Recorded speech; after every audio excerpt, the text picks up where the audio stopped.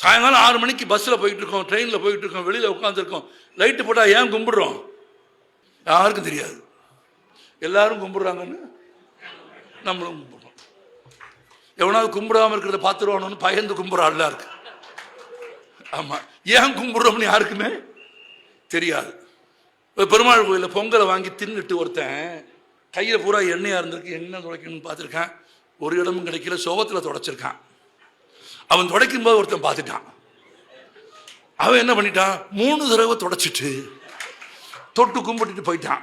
3 நாள் கழிச்சு வந்தாங்க, 30 பேர் வரிசையில் நிற்கிறான். எதுக்கு? 3 தடவை தேய்ச்சி தொட்டு கும்பிடுறதுக்கு. நமக்குள்ள செம்மறியாடு இருக்கா இல்லையா? புலியா இருந்தாலும் சிங்கமா இருந்தாலும் நம்மளையும் மீறி நமக்குள்ள ஒரு செம்மறியாடு உள்ள உட்கார்ந்துட்டே இருக்கு. மழை பெஞ்சுக்கிட்டு இருக்கும், பஸ் ஸ்டாண்டில் எல்லாம் நிற்பான், மழை பெஞ்சிட்டே இருக்கும். மழை ஒரே மாதிரி தான் பெஞ்சிட்டே இருக்கும்.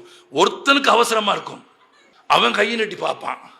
அவனுக்கு தெரியும் மழை குறையலன்னு தெரியும், ஆனாலும் அவனுக்கு பொழப்பு.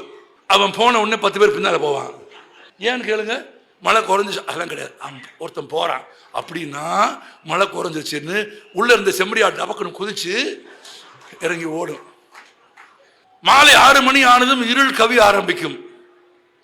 இருள் தான் மனிதனுக்கு பகையான நேரம். எப்போ? மின்சார பல்புகள் வருவதற்கு முன்பு, ஒளி வருவதற்கு முன்பு, விளக்கு வருவதற்கு முன்பு. ஏனென்றால் ஒரு ஆச்சரியமான உண்மை, இரவில் மனிதனுக்கு கண் தெரியாது, விலங்குகளுக்கு கண் தெரியும். இவன் காட்டுக்கு போனா, வேட்டைக்கு போனா, இவனுக்கு அது எங்க இருக்குன்னு தெரியாது, அதுக்கு தெரியும். ஒரு சர்க்கஸ் கூண்டுக்குள்ள புலிய வெட்டிக்கிட்டே இருந்தான் ஒரு மாஸ்டர். கரண்ட் போயிடுச்சு, எல்லாரும் பயந்துட்டான். மாஸ்டர் முடிஞ்சான்னு 5 நிமிஷம் கழிச்சு கரண்ட் வந்து இப்போ மாஸ்டர் உயிரோட இருந்தான். என்னையா பண்ணா? சவுக்கு ஆட்டிக்கிட்டே இருந்தேன்னா. ஏன் அதெல்லாம் போச்சு? ஆமா, எனக்கு கண்ணு தெரியாதுன்னு புலிக்கு தெரியாதுன்னா. இவ்வளவுதான் உண்மை. விலங்குக்கு கண்கள் தெரிந்த காலம் இருந்தது, மனிதனுக்கு கண் தெரியாத காலம் இருந்தது. ஆனால் விலங்கையும் எல்லாவற்றையும் பார்க்கிற காலம் எப்போ வந்தது? விளக்குகள் வந்த போது வந்தது.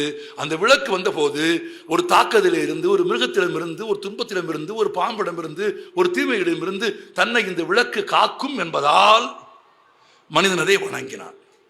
எப்போ? ஆதி மனிதன். நம்ம அதை விடல. இன்னொரு விஷயமும் இருக்கு. அந்த காலத்தில் தீயை சேமித்து வைக்க முடியாது.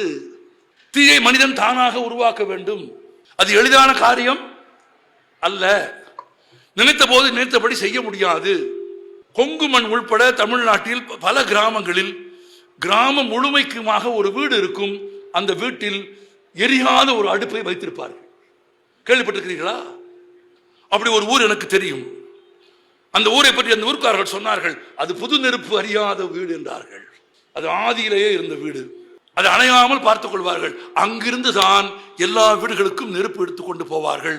60 ஆண்டுகளுக்கு முன்பு, ஏன் தீப்பெட்டிகள் வருவதற்கு முன்பு தமிழ்நாட்டில் உங்கள் முன்னோர்கள் சமைப்பதற்கு நெருப்புக்கு என்ன செய்தார்கள் என்று போய் கேளுங்கள். ஊரின் ஒரு வீட்டில் நெருப்பு இருக்கும், எடுத்து வருவாங்க. இறந்தவனை இடுகாட்டுக்கு கொண்டு போகிற போது ஊரிலேயே நெருப்பு கிடைக்காது என்றால், ஊரிலேயே தீ இருக்காது என்றால் இடுகாட்டில் இருக்குமா? அப்ப என்ன செய்யணும்? கொள்ளி சட்டி தூக்கிட்டு போகணும். ஏன் கொண்டு போகணும்? அங்க நெருப்பு கிடையாது, இங்க இருந்து எடுத்துட்டு போகணும். மின்சார சுடுகாடு வந்ததுக்கு பிறகு ஏன் கொண்டு போறாங்க? எனக்கு விளங்குது. இதுதான் செம்மறியாடுங்கிறது. தீயை கண்டு அஞ்சிய மனிதன், தீயை கண்டு ஓடிய மனிதன், தீயை பின்னாளில் லாகவமாக பயந்து பயந்து பத்திரப்படுத்திய மனிதன் தான் விஞ்ஞானத்தின் வளர்ச்சியில் தீயை தீப்பெட்டிக்குள் சிறை வைத்தான். அதான் வளர்ச்சி.